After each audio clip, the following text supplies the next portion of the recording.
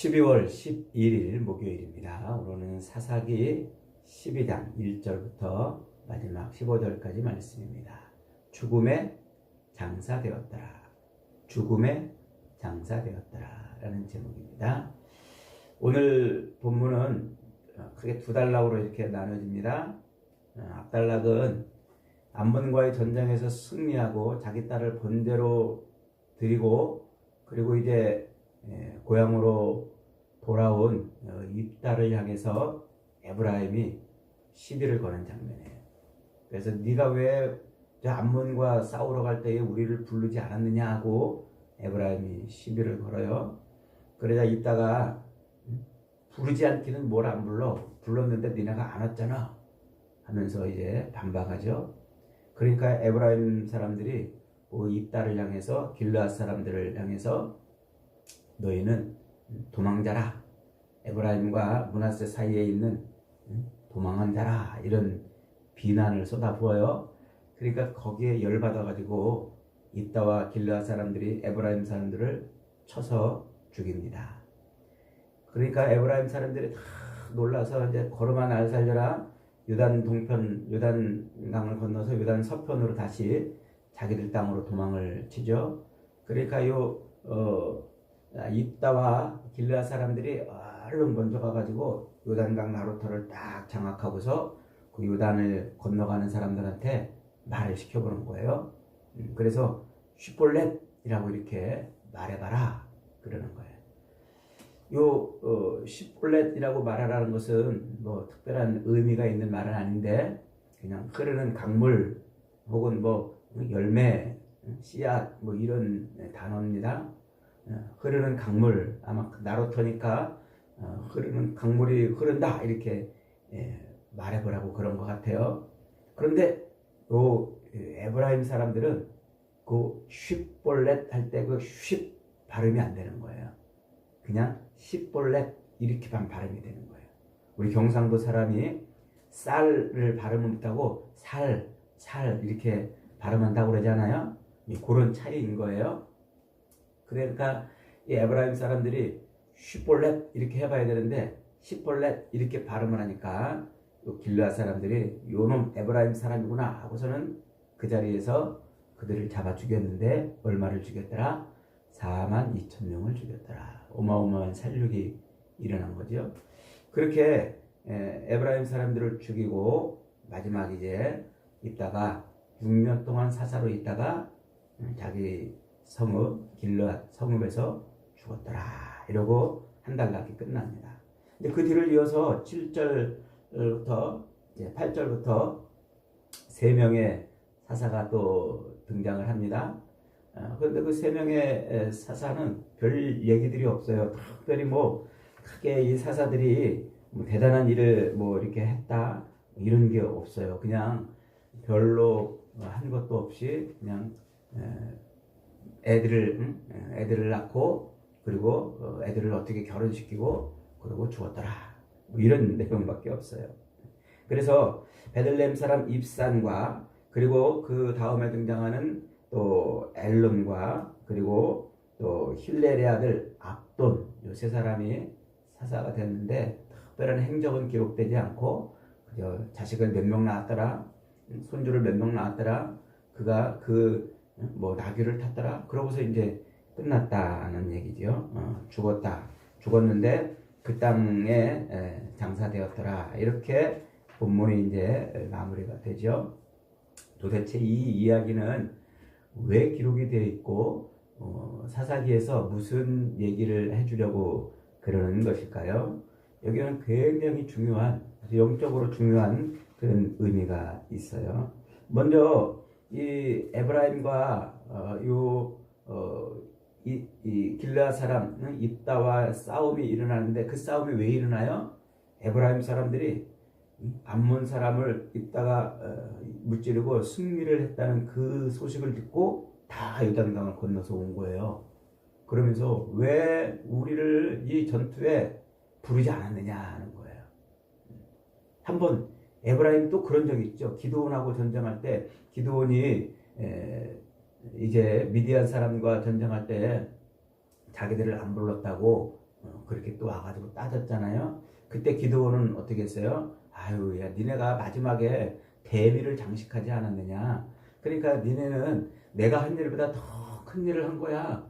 예, 그러니까 요 에브라임 사람들이 그 말에 위안을 삼고 이제 돌아갔어요. 그런데 똑같은 장면이 지금 또 벌어진 거예요. 왜 우리를 부르지 않았느냐? 막 하면서 이제 또 시비를 이제 겁니다.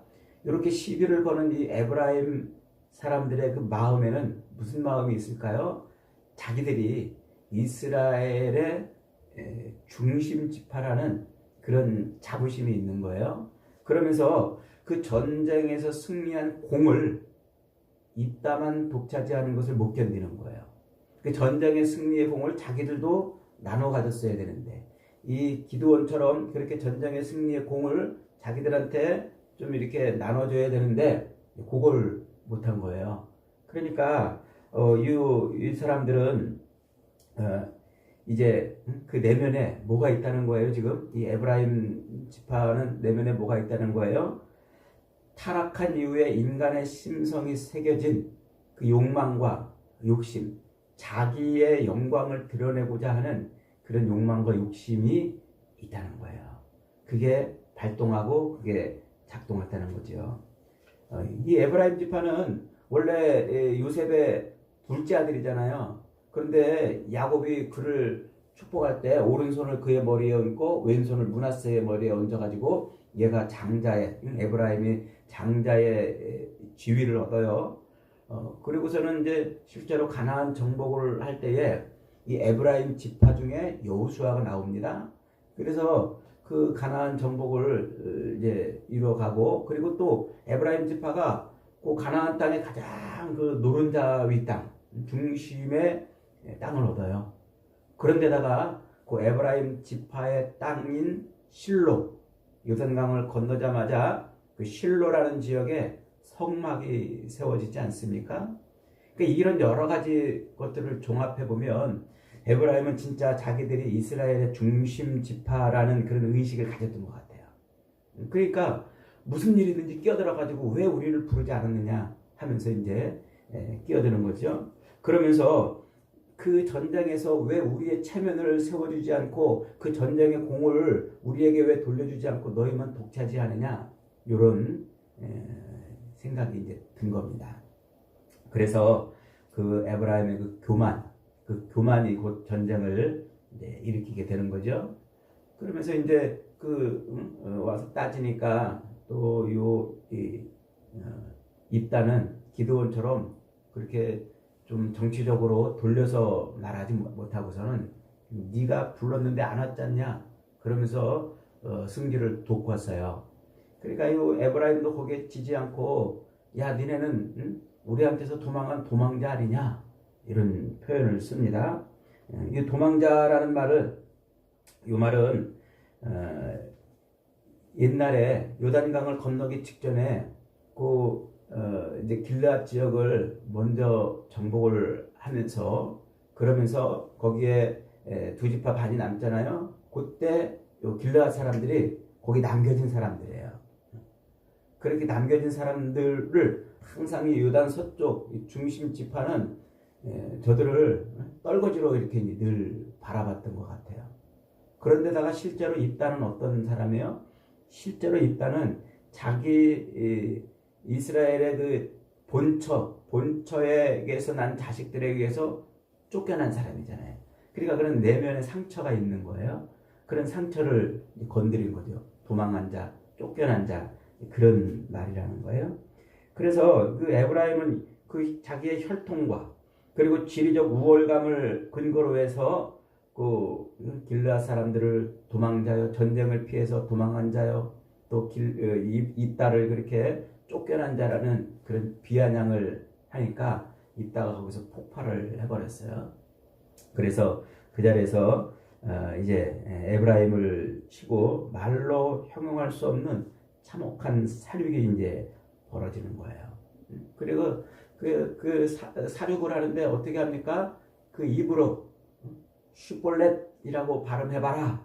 그걸 못하고 시볼렛이라고 발음하니까 너 에브라임 사람이지 그러고서 죽인 거예요. 자, 이 기가 막힌 이런 사륙, 이런 기가 막힌 사륙이 벌어진 이유가 뭡니까? 에브라임과 입다의 그 자존심 대결이에요. 자기 영광을, 자기를 드러내려고 하는. 입다가 그러잖아요. 너희가 이렇게 불렀는데 오지도 않아가지고 내가 전쟁을 하러 나갈 때 어떻게 나갔다고요? 아주 그냥 사력을 다해 나갔다 이렇게 이제 말해요. 그 말을 표현을 뭐라고 하냐면 내 목숨을 돌보지 않고 나갔다 이렇게 말하는데 그 내 목숨을 돌보지 않았다는 요 히브리어 요 표현이 내 목숨을 내 손에 내가 들고 나갔다 이 말이에요. 내 목숨을 내가 내 손에 들고 나갔다 이 말이에요. 이 원어를 직역을 하면 말이죠. 그러니까 그 뒤에 바로 뭐라고 나오냐면 내 목숨을 내가 내 손으로 들고 나갔는데 하나님이 도와주셔가지고 우리가 전쟁을 승리했다 이렇게 말을 하는데 하나님이 도우셨다는 것을 말하면서도 실제로는 그 말 속에 누가 살아있는 거예요? 자기가 살아있는 거예요.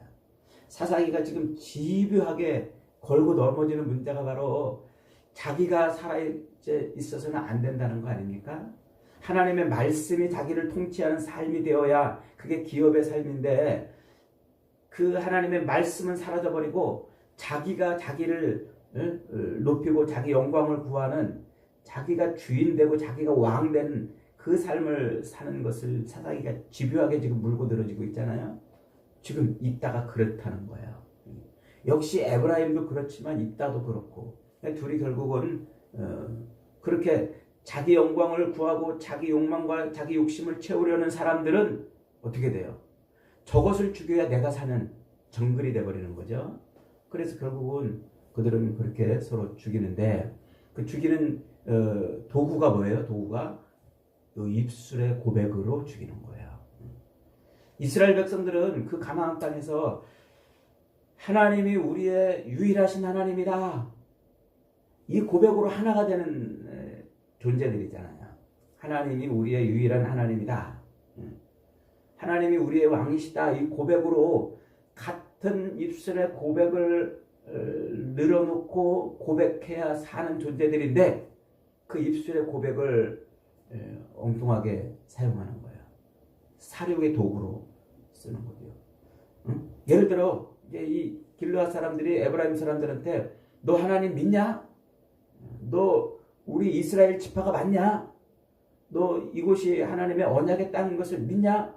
이렇게 물어봤다면 죽일 이유도 없고 죽을 이유도 없는 거예요. 그런데 그런 것은 한마디도 안 물어봐요. 너 하나님 믿냐? 너 하나님이 우리의 왕이신 걸 믿냐? 이런 걸 안 물어보고 단지 그 에브라임 지파가 발음을 할 수 없는 그 신체적인 구조의 약점을 가지고서 그를 죽이는 거예요. 이게 지금 사사시대 언약의 땅, 약속의 땅에서 하나님의 언약의 삶을 살아야 될 이스라엘의 실체라는 거예요. 지금 결국 그것으로 인해서 요단강이 어떤 강이에요? 이스라엘 백성들이 생명을 얻은 강 아닙니까? 거기서 이 죄악의 땅에서 이제 생명의 땅으로 들어온 그 강 아닙니까? 놀라운 약속의 땅으로 들어올 때 구원의 문을 열었던 그 구원의 강이 죽음의 강, 사륙의 강이 돼버린 거예요. 그래서 결국은 그들이 아주 한 지파가 몰락하는 요 42,000명은요 민수기에서 이스라엘 백성들이 모압 평지에서 이렇게 이 에브라임 지파를 세웠을 때 그 숫자보다 많은 숫자예요. 그리고 어마어마하게 거의 지파가 멸절할 정도로 죽은 것이라 이렇게 이제 보죠.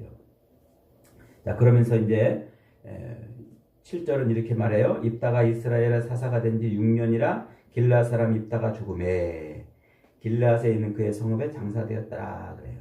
요 6년이라고 일부러 토를 탁 달아가지고 해놓는 이유가 뭘까요? 6이라는 숫자는 완성되지 않은 숫자를 의미한다고 그랬죠.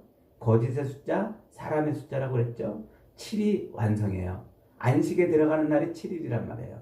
그러니까 있다가 사사가 돼서 6년 되었다는 것은 안식을 조금도 누리지 못했다는 거예요. 완성되지 않은 미완성이고 여전히 안식에 들어가지 못한, 그러니까 이스라엘이 지금 어떤 상황? 하나님의 안식에 들어가지 못한 그런, 그래서 서로 치고받고 싸우다가 저것을 죽여야 내가 사는 그런 시대를 지금 살고 있다. 그렇게 지금 말하고 있는 거예요. 자, 그렇게 그러면서 이제 입다의 이야기가 끝나고 그 다음에 이제 입산과 멜론과 또 압돈, 입산과 엘론과 압돈 이 세 명의 사사가 이제 등장하죠. 이 세 명의 사사는 우리 앞에서 한번 언급을 했었죠. 이제 이 소사사라고 이제 이렇게 이름을 붙이는데, 업적이나 행적이 크게 기록되지 않은 그냥 한 줄 두 줄로 쫙 끝나는 사사들을 소사사라 이렇게 이제 부른다고 그랬잖아요. 여기에 소사사가 세 명이 지금 등장하고 있는데, 그들의 이 행적은 거의 없어요. 대신 뭐만 있냐면은 그들이 이 땅에 사는 동안 어디에 집중했는지 여기에 초점을 지금 맞춰 놓고 있어요. 그러니까 입산, 베들레헴 사람 입산은 아들 30명을 두고 딸 30명을 두었어요. 아들 30명, 딸 30명이면 자식이 60명이에요. 그럼 그가 어디에 집중하며 살았다는 말이에요? 하나님의 사사로서 이스라엘의 평화를 위한 삶이 아닌 가정을 꾸리고 또 자기의 그 욕망을 채우는 삶을 살았다는 것을 의미해요. 자식 60명 나오려면 마누라가 몇 명이나 있어야 될까요? 계산도 안 될 정도로 어마어마한. 그러면서 이제 그리고도 어떻게 했다는 거예요? 그리고도 딸들은 다른 데 시집을 보냈어요. 정략 결혼이죠. 아들도 다른 데서 며느리를 얻어왔어요. 이게 지금 결혼을 통한, 정략 결혼을 통한 자기 네트워크를 형성하는 거예요. 그래서 그런 삶을 살고 있었다고 지금. 그러니까 그가 사사가 된지 하나님의 평안을 얻었다, 뭐 무슨 언약을 갱신했다, 뭐 이런 얘기는 한마디도 없어요. 그저 자기 이 땅에서의 삶에 그렇게 집중하며 살았다는 거죠. 스불론 사람 엘론도 역시 마찬가지죠. 엘론도 그가 10년 동안 이스라엘을 다스렸는데 여기에 전쟁도 기적도 회개도 배교도 아무것도 기록되지 않고 그냥 그렇게 사자가 되었다 죽었더라 라고만 이렇게 지금 기록을 지금 하고 있는 것이죠. 그러니까 하나님 앞에서, 언약 백성으로서의 그 하나님 앞에서의 특별한 회개도 구원도 경험하지 못한 영적인 침체, 하나님의 그 침묵 속에 그저 그렇게 산 삶이었다고 말하고 있는 거예요. 마지막으로 기라돈 사람 힐렐의 아들 압돈이 나오죠. 그 압돈은 진짜 아주 압도적이에요. 압도적으로 그의 삶을 이렇게 표현하고 있어요. 그 뒤를 이어 비라돈 사람 힐렐의 아들 압돈이 이스라엘의 사사가 되었다. 그에게 아들 40명과 손자 30명이 있어 어린 낙이 70마리를 탔더라. 요 앞에서 한번 설명했죠. 요 나귀를 탔다는 말은 그 당시에 아주 왕처럼 그렇게 살았다는 것을 의미한다고 그랬죠. 그러니까 어린 낙이, 이 아이들 자식과 손주 합해서 70명이 어린 나귀를 타고 다녔다는 것은 지금으로 말하면 자기 자식과 손주들이 최고급 벤츠 한 대씩을 타고 있었다 이 말이에요. 최고급 벤츠 한 대씩을.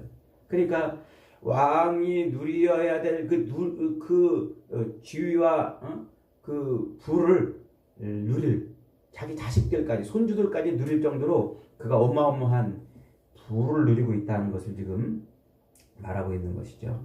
그러니까 사사로서, 하나님의 사사로서 어떠한 이스라엘 백성들의 그 언약의 삶을, 그리고 기업의 삶을 지켜내고 언약의 삶을 지켜내야 될 그 어떤 것에도 그들은 행적이 없어요. 그냥 자기들의 삶에 집중하며 살았던 것을 말하고 있어요. 이게 지금 뭐라고요? 이게 사사시대다. 하나님이 왕이 아니시니까 자기들 멋대로 사는 거예요. 속에는 심지어 사사로 세웠어도 그런 거예요. 저는 이 본문을 읽으면서 오늘 한국교회가 그런 게 아닌가 싶어요.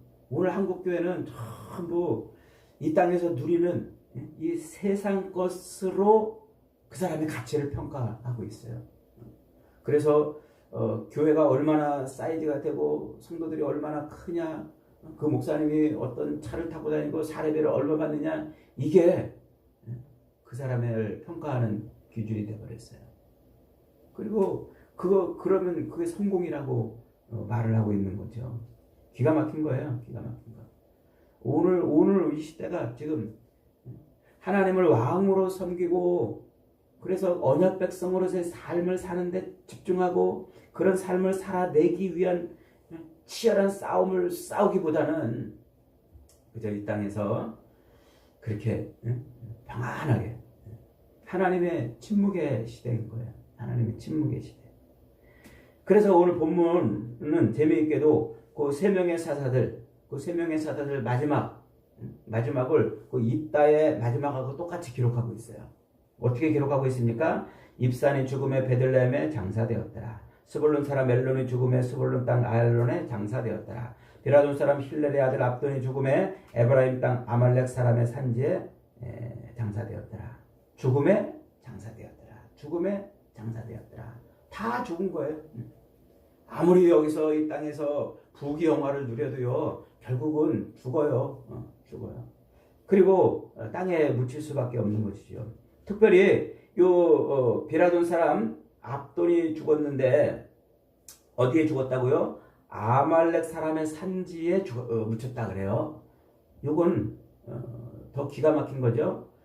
하나님이 완전히 다 몰아내라고 했던 그 아말렉 족속이 남아 있어가지고 그 땅에, 그들이 거주하는 땅에 사사가 지금 묻혀 있는 거예요. 그러니까 이스라엘의 사사의 무덤이 자리 잡고 있는 그 땅은 여전히 멸절시켜야 될 우상과 원수의 그 그림자가 덮여 있는, 아직도 치유되지 않은 그 땅의 사사가 그렇게 자기 영광을 위해서 살았다가 죽었다. 땅은 분배되었고 가문은 번성했고 나귀는 넘쳐나지만 그 땅에 죽고 장사된 사사들의 무덤과 원수들의 이름이 공존하고 있는 그 시대가 지금 사사 시대인 거예요. 결국 이 모습은 약속의 땅이 성취되었어도 죄와 죽음의 문제는 여전히 해결되지 않은 그런 시대를 반영하고 있는 거죠.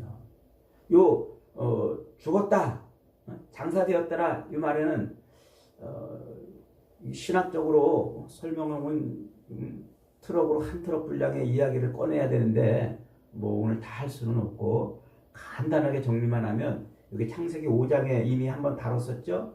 창세기 5장에서는 많은 사람들이 낳고 죽고 그러잖아요. 누구는 누구를 낳고 몇 세까지 살다가 죽었더라. 누구는 누구를 낳고 몇 세까지 살다가 죽었더라. 아무리 969세 1000년 가까이 살더라도 그의 인생은 이 땅에서 낳고 죽는 인생이에요. 그냥 죽는 인생이에요. 이게 무슨 얘기라고 그랬어요? 아담이 하나님의 먹지 말라 금하신 선악을 알게 하는 나무를 먹으면 반드시 죽으리라는 말씀이 역사 속에서 성취되고 있다는 거예요. 그래서 아담의 후예는 전부 죽으리라는 그 하나님의 명령에 의해서 전부 죽는 거예요. 죽어가는 그런 존재인 것을 말한다고 그랬죠. 그러니까 사사도 결국 죽었다는 거예요. 하나님이 주신 그 약속의 땅에 들어가서 하나님의 그 약속을, 언약을 누리는 삶을 살기보다는 죽은 거예요. 죽은 것으로 마무리해요. 그나마 어디에 장사되었더라? 약속의 땅. 하나님이 분배해 놓으신 기업의 땅에서 묻힌 거예요. 이게 뭘 얘기할까요? 이것은 하나님이 여전히 그 땅을 하나님이 기억하고 계시는 거예요. 그래서 죽으리라는 말씀 뒤에 어디에 묻혔더라, 어디에 장사되었더라, 이렇게 본문이 표현을 하면서 신라 같은 소망을, 여전히 하나님이 그 약속의 땅을 지금 바라보고 계시는 소망을 지금 보여주고 있는 것이죠. 그래서 본문은 사사들의 그 모든 죽음, 그 죽음은 결국 누구를 바라보게 합니까? 예수 그리스도를 바라보게 하는 거예요. 영원히 죽지 않는 사사를 바라보게 만드는 것이죠. 죽으시고 장사되었으나 3일 만에 부활하신 그 예수 그리스도를 소망하게 하는 바로 그런 말씀을 지금 우리에게 주고 있는 거예요. 아담 안에서 모든 사람들이 다 죽었더라면 그리스도 안에 있는 사람들이 이제 죽지 않고 그와 함께 살리심을 받는 소망을 그 땅에 심어 놓는 것이죠. 그래서 길르앗 성읍과 베들레헴과 또 여러 골짜기에 흩어져 있는 이 사사들의 그 무덤은 결국 뭘 증명하는 것입니까? 하나님이 세우신 사사라도 죽음을 당할 수밖에 없고, 그래서 죽지 않는 영원한 사사를 갈망하고 염원하게 하는 그런 표징이 되는 것이죠. 그래서 이 땅에 예수님께서는 그 사람들의 열망대로, 그 갈망대로 예수님은 나귀 새끼를 타고 이 땅에 들어오시는 거예요. 나귀 새끼를 타고 들어오셔서 예수님이 나귀 새끼를 타고 들어오시는 이유가 뭐예요? 자기 자식이나 자기 손자들을 위해서 나귀를 타고 들어오신 것이 아니고 언약 안에 있는 자기 백성들을 살리시기 위해서 들어오신 것이죠. 그 언약 안에 있는 자기 백성을 살리시기 위해서 이 땅에 오셔서 그분은 땅에서 버려지고, 그래서 십자가에 달려 죽으시고, 그리고 언약대로 살아나셔서 잠자는 자들의 첫 열매가 되셨다고 성경은 말하고 있는 겁니다. 그래서 사도 바울은 이 놀라운 진리를, 이 어마어마한 사사기의 진리를 한 문장으로 이렇게 표현합니다. 로마서 6장 23절에서 죄의 삭은 사망이요 하나님의 은사는 그리스도 예수 우리 주 안에 있는 영생이니라. 사랑하는 여러분, 오늘 이 말씀은 우리에게 굉장히 중요한 질문을 던져줍니다. 교만으로 자기 영광을 취하기 위해서 형제를 찌르는 에브라임 같은 모습은 없는가? 자기가 가지고 있는 상처 때문에 복수의 칼을 휘두르는 입다의 모습은 없는가? 그리고 영적인 사명보다는 세상의 성공과 안락에 취해서 그저 이 땅의 번영을 추구하는 그런 사사들처럼 살고 있지는 않는가? 이것이 오늘 우리에게 질문하는 본문의 말씀입니다. 여러분, 사사들의 종착역은 무덤이었지만 우리의 종착역은 그리스도 예수 안에서 영원한 언약의 부활입니다. 그러므로 이 언약을 놓치지 마세요. 언약의 완성체인 예수 그리스도를 날마다 붙들고 예수 그리스도 안에서 하나님의 구원을 누려야 됩니다. 이것이 오늘 저와 여러분에게 주신 은혜요 복인 것입니다. 우리의 옛사람은 주님과 함께 십자가에 장사되었지만 우리의 새사람은 언약으로 말미암아 주님과 함께 부활한 줄 믿습니다. 우상을 섬기고 세상을 탐하고 그리고 조그만 자기 이익 가지고서 상대를 죽여야 하는 그런 정글 같은 삶을 사는 것이 아니고 내가 죽어 너를 살리는 십자가의 삶을 살아내는 저와 여러분이 되시기를 주님의 이름으로 축복합니다. 아멘.